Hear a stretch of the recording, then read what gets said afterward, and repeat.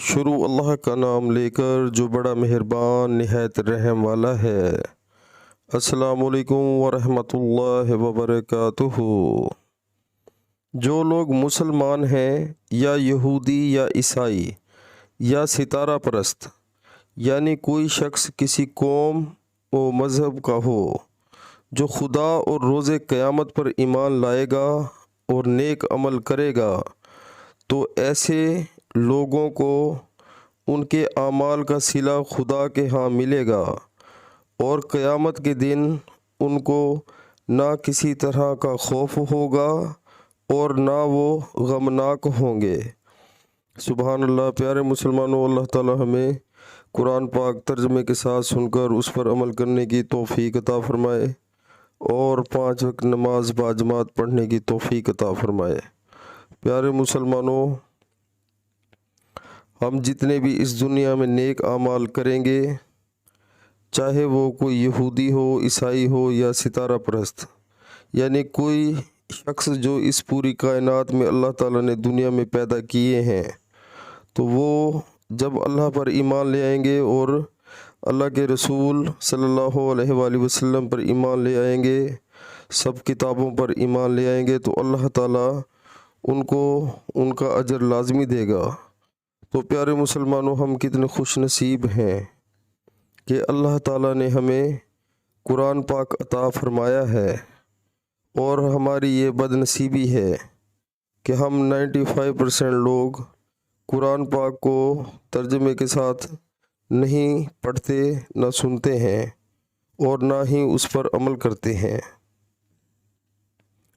تو پیارے مسلمانوں، ہمیں چاہیے کہ قرآن پاک کو ترجمے کے ساتھ پڑھیں، سنیں، اور اس میں جتنے بھی اللہ کے حکم ہیں ان پر چلنے کی کوشش کریں۔ پیارے مسلمانوں، یہ جو کتاب اللہ تعالیٰ نے ہمارے لیے بھیجی ہے، یہ ہدایت کی کتاب ہے۔ اس کو ہم چھوڑ چکے ہیں۔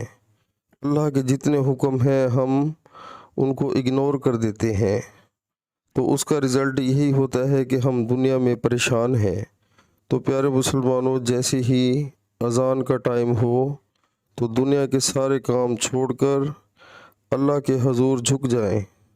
اسی میں ہم سب کی صلاح ہے اور اسی میں ہم سب کی فلاح ہے۔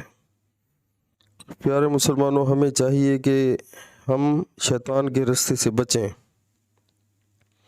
اگر کوئی فیملی میں یا کوئی گیدرنگ ہو جہاں پر شیطانی کام چل رہے ہوں، تو ہم اذان کی آواز کو سننا پسند نہیں کرتے، اور اللہ اکبر کی صدا آ رہی ہوتی ہے اور ہم انہی شیطانی کاموں میں لگے رہتے ہیں۔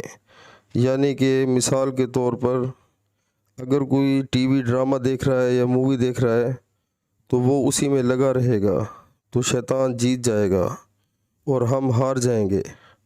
ہماری ہار کا جو رزلٹ ہے وہ دوزخ ہے، اللہ معاف کرے۔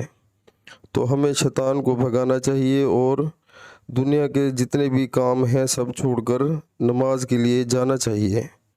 تو پیارے مسلمانوں، اسی طرح جتنے بھی بے حیائی کے کام ہیں جن کا اللہ تعالیٰ نے حکم دیا ہے قرآن پاک میں کہ یہ نہ کرو، یا جو گناہ کے کام ہیں ہمیں ان سے بچنا چاہیے، عمل کریں، انشاءاللہ اللہ مدد کرے گا۔ السلام علیکم ورحمۃ اللہ وبرکاتہ۔